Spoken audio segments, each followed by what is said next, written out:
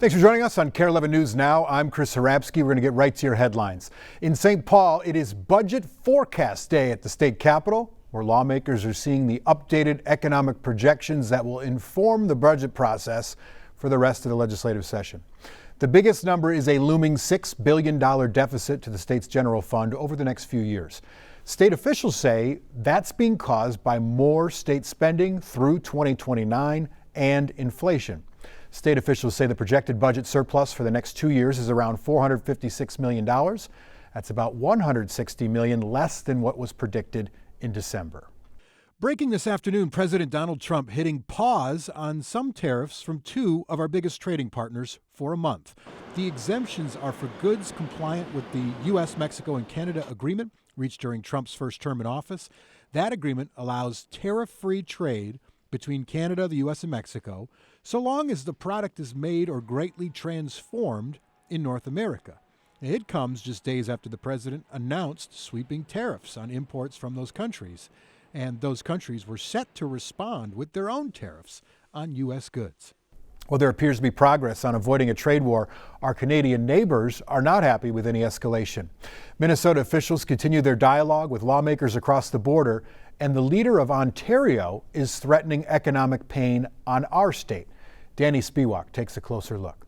Tariffs are about making America rich again. As President Trump pushes forward on tariffs, the head of Canada's largest province has vowed to retaliate. I will do everything, including cut off their energy, with a smile on my face. That's Ontario Premier Doug Ford, a political conservative who once supported Trump's policies. Now, after winning re-election just last week, Ford has threatened to place a 25% surcharge on Ontario's electricity exports to 3 U.S. states, New York, Michigan, and Minnesota. In a letter to U.S. lawmakers this week, provided to KARE 11 by Ford's office, the premier wrote, "I won't hesitate to increase this surcharge or, if necessary, shut the electricity off completely." I will do everything, including cut off their energy, with a smile on my face. It's not clear exactly how much electricity Minnesota imports from Ontario. For example, an Xcel Energy spokesperson said the company does not import electricity or natural gas directly from Ontario, and a lot of Minnesota's hydroelectric power comes from neighboring Manitoba. Still, Governor Walz is not taking Ontario's threat lightly. This one is a little bit troubling. During a news conference Tuesday, he addressed the possibility of an Ontario power cutoff. So we got a good relationship with Premier Ford. I was in his office last year, as Commissioner Peterson said.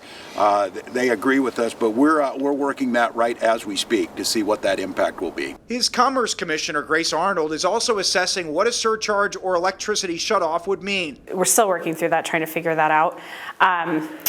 We'll hope they don't. What we can definitely expect is higher prices. More broadly speaking, Arnold said the trade war with Canada will lead to higher consumer prices on not only electricity and heat, but also at places like the gas pump because Minnesota refineries use Canadian crude oil. We're going to see it, and the exact amount that folks will see, and exactly whether you'll see the price increase at the gas pump tomorrow or a week from now, it takes a little bit of time, but everyone's going to see an impact from that. The discussions continue over the electricity export issue from Ontario into states like Minnesota. This year, Governor Walz has called on the legislature to pass a budget on time so that it can provide more economic certainty to the state as these tariffs continue. At the state capitol, I'm Danny Spiewak, KARE 11 News. Developing right now, President Trump could be just hours away from issuing an executive order that would lead to abolishing the Department of Education. It's important to note the president does not have the power alone to shut it down. It takes an act of Congress and 60 yes votes in the Senate. Reports say a draft of the order tells the Secretary of Education to, quote, take all necessary steps to close it. Today we're hearing from George Floyd's younger brother, Terrence. You may remember him.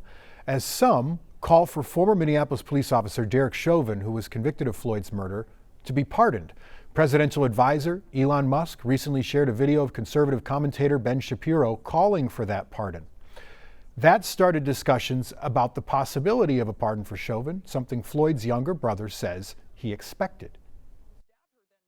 It's like a re-injuring a wound. You know, we had to go through this since 2020.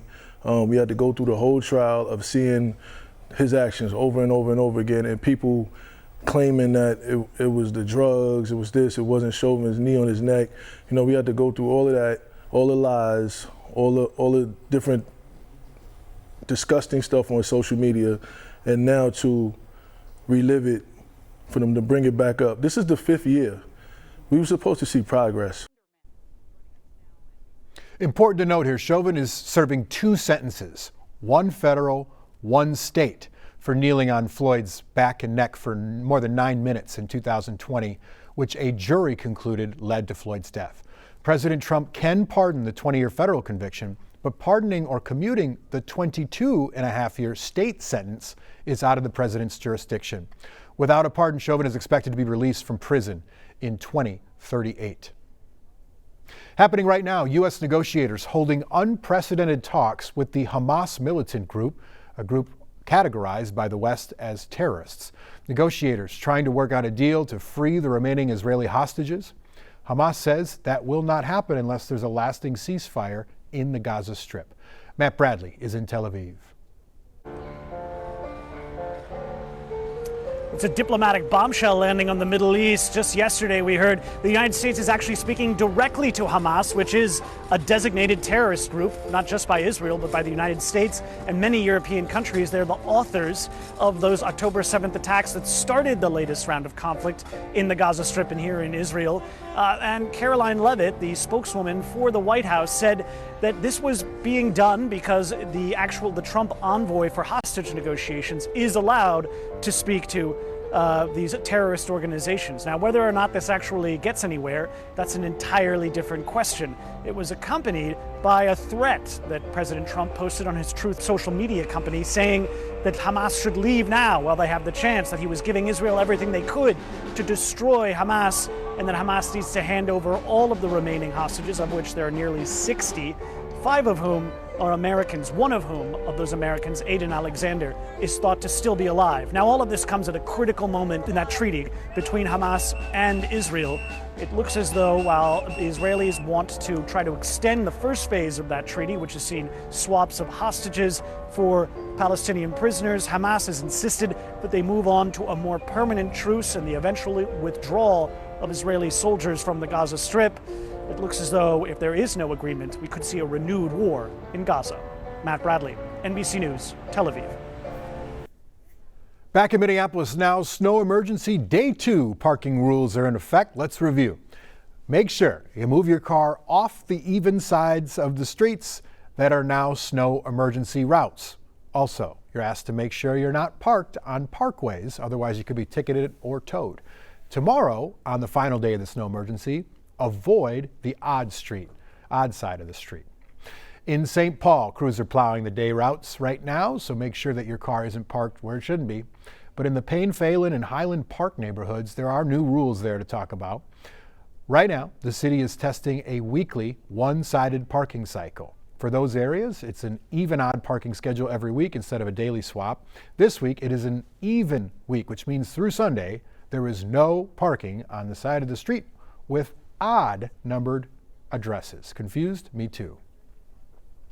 On any given night, though, there are more than 10,000 people experiencing homelessness in our state, and there's been a group based in Minneapolis trying to help. Now we're getting an inside look at just the efforts that they're trying right now. Jessica Hart was on the streets with them just after our latest snowstorm. On a day when many people choose to stay inside. I don't know if they're still there or not, but we can definitely. Cassandra Davis and her team choose to be outside. We're simply outside trying to make sure that folks are okay. So really just trying to provide them with the necessities to stay warm. Cassandra is the program manager with Avivo Street Outreach Team. With supplies in hand, they look for people to take it off their hands. We try to engage, but oftentimes they don't like to come out of their tent because they're going to lose that heat. Avivo is a Minneapolis homeless shelter that built 100 tiny homes, giving people who are unhoused a place of their own. The 2024 annual homelessness assessment report showed the number of homeless people in Minnesota between 2023 and 2024 rose 10%. And last year, over 9,000 people experienced homelessness. If we run into somebody and they don't have a warming kit, they don't have boots, they don't have a coat, we're going to head back to the office and get that, and we're going to bring it to them. The snow makes it more pressing. I often see a lot of cases of frostbite. especially in folks' toes and their fingers. If they don't find anyone, their day isn't over. Let's just say, we go to one location and there's not that many folks. We're going to keep scouting. We're going to keep trying to look for folks. Looking for the folks outside, doing their best to bring them inside. Jessica Hart, thank you for reporting there.